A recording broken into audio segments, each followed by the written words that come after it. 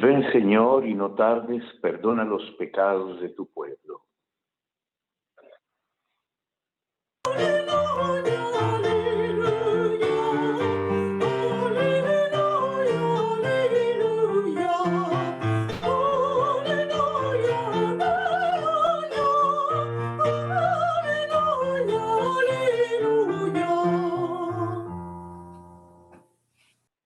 El Señor esté con ustedes. Y con tu espíritu. Proclamación del Santo Evangelio según San Mateo. Gloria a ti, Señor. En aquel tiempo dijo Jesús a los sumos sacerdotes y a los ancianos del pueblo: ¿qué os parece? Un hombre tenía 2 hijos. Se acercó al primero y le dijo: Hijo, ve hoy a trabajar en la viña. Él le contestó: no quiero.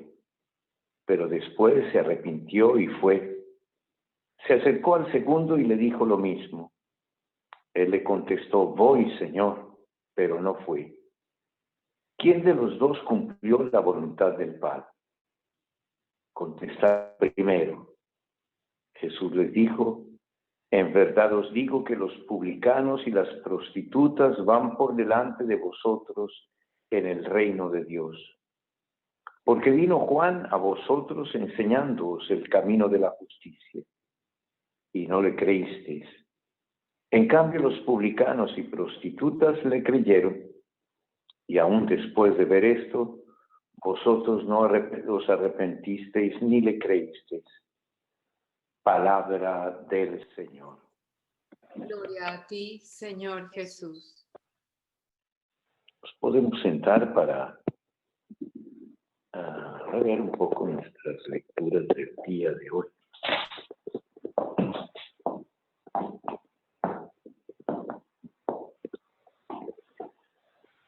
Muy bien, ustedes se dan cuenta que yo me voy a sentar a un ladito porque ya no queda espacio, no puedo desplazar a los protagonistas principales de esta celebración que comienza ya a iniciar su 9ª mañana, ¿no? De preparación, es decir, María y José.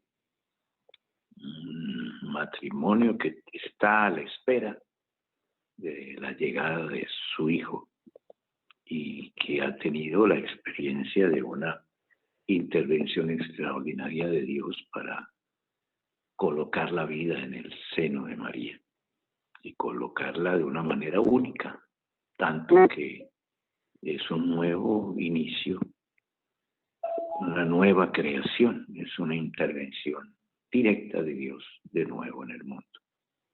Y es por eso que la pregunta se nos hace también un poco a través de las lecturas que acabamos de escuchar hoy, ¿no? Si la angustia del profeta que se escucha allí por aquella ciudad, que parece estar totalmente perdida, que no parece haber escuchado ni aprendido de toda la historia, que va a pasar por un periodo de dificultades grandes, de sufrimiento, que el profeta lo ve como algo que la va a purificar, que le va a enseñar cómo, dónde buscar y dónde encontrar la verdadera vida. ¿Qué es eso? El profeta está preocupado porque todo eso que le está viendo no va a conducir que esta ciudad a su propia destrucción. Y entonces está seguro de que Dios no va a dejar destruirlo, pero sí lo que va a quedar va a ser poco. Pero a partir de eso poco, Dios va a reconstruir todo. Como si la historia nos llevara a cada vez más pasar por momentos de purificación en nuestra manera de pensar y de vivir. No porque Dios lo quiera hacer así, sino porque la vida nos lleva a que se caiga todo aquello que no tiene sustento. Y a veces construimos cosas que tienen que caer porque no tienen fuerza, porque no se pueden sustentar ni hacerlas eternas. A veces damos esfuerzos en cosas que se acaban y vemos cómo todos esos esfuerzos poco a poco se desmoronan y todos esos proyectos humanos que tanto queríamos como construir a nuestra manera tal vez se destruyen porque fueron construidos sobre el orgullo, sobre la autosuficiencia, sobre el egoísmo, sobre la explotación, sobre, digamos, sin ningún criterio que nosotros mismos como queriendo hacer nuestro propio mundo. Y es ahí precisamente en donde el profeta ve todo eso como algo que la vida nos trae siempre, las consecuencias de nuestros actos y cómo todo eso se derrumba y no va a quedar sino lo esencial y a partir de eso esencial Dios va a recomenzar a reconstruir las cosas. Dios no quiere nuestra destrucción. Lo único que nos llama es que estemos atentos a que no perdamos como eso esencial en nuestra vida y que siempre lo mantengamos como un punto de partida tal vez de una nueva construcción. Es ahí precisamente en donde María y José están allí en un pesebre porque no había lugar para ellos en el mundo, otro que aquello que quedó, entrar en un pesebre en un lugar en donde los animalitos se cuidaban o se guardaban, ¿no? Y porque arriba donde estaba la gente estaba lleno, no había lugar para ellos, para una mujer embarazada con dolores de parto que iba a dar a luz. Y es esta la maravilla precisamente a la cual nos conduce como la pedagogía divina, para mostrarnos que Dios no necesita de mucho para nacer, para hacerse presente. Se necesita simplemente de la simplicidad del amor de una pareja, del amor de alguien que quiere como recibir esa vida en sus brazos y comprometerse con ella. Esto que pasa en el pesebre se va a realizar en la vida de Jesús de una manera continua. Jesús va a ir sobre todo a aquellos que están más necesitados, aquellos que no tienen lugar, aquellos que se encuentran como en la fragilidad. El pesebre representa eso, la pobreza a veces a la que llega nuestra condición humana, que no tiene lugar para Dios. Sí, y entonces por eso se dirige sobre todo a aquellos que están más perdidos, aquellos que están lejos, aquellos que tal vez necesitan de la presencia de alguien. No había lugar para Jesús porque tal vez los otros no se veían como abiertos a la caridad de recibir una mujer embarazada, abiertos también a la posibilidad de hacer un espacio para una pareja que se encontraba en dificultad.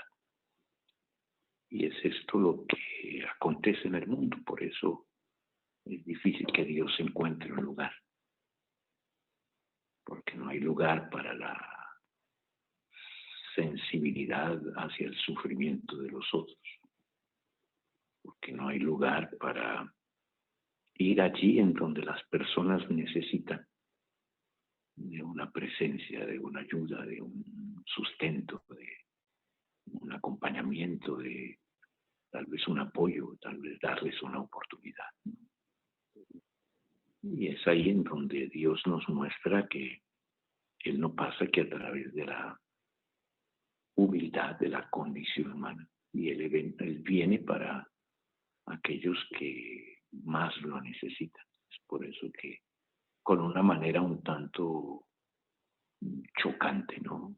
El Evangelio nos dice, las prostitutas os precederán en el reino de los cielos. Estamos hablando de digamos, de aquellos que en medio de su pobreza y de su simplicidad escuchan esta voz y tal vez encuentran en ella como el punto de partida de una reconstrucción, de una nueva vida, de un tal vez restaurar aquello que habían perdido.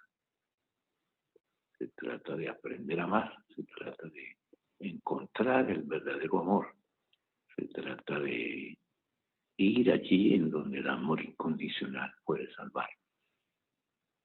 Y es ahí en donde el Evangelio nos llama sobre todo no solo a decir con la boca, sino a actuar también con el corazón. No basta con decir sí, Señor, y después tal vez no realizar aquello que tal vez vemos, ¿no? Se trata más bien de reaccionar y poder ir como al encuentro de este Jesús que nos llama a trabajar en su viña, a construir su reino. Por eso el llamado que Dios nos hace es muy serio, digamos, como humanidad, ¿no? Como humanidad.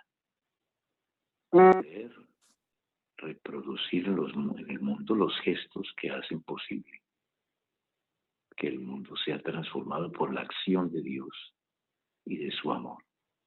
Poner los gestos que lo hacen presente en medio de nosotros.